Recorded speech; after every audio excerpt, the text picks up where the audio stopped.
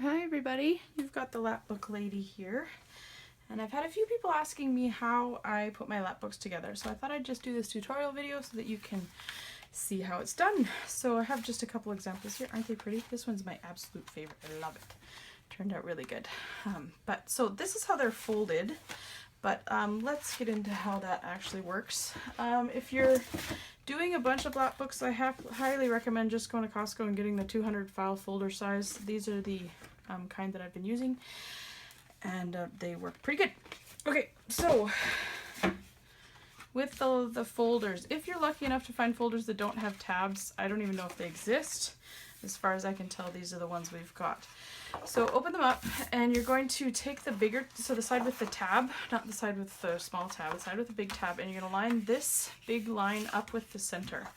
So just line it up with the center, line it up with the bottom here. It's more important to kind of line up the bottom. Sometimes the middle doesn't line up depending on how much money you spent on your folder and how accurate they are.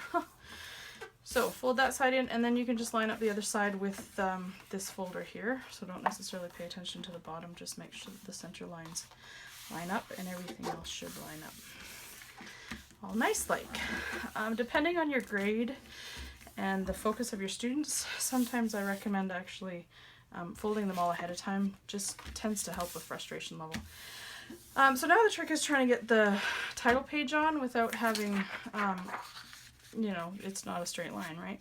You can just cut a straight line and just glue down the sides, or you can do what I do and open it up and line it up center with the inside.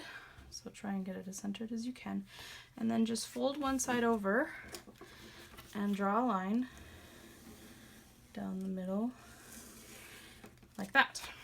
Then you can just cut right along that line there and glue both sides on, and you should be good to go. Hope that helps, and this is the newest Lapbook that I'm working on for grade 4 science, so stay tuned for that. Thanks guys, have a good year.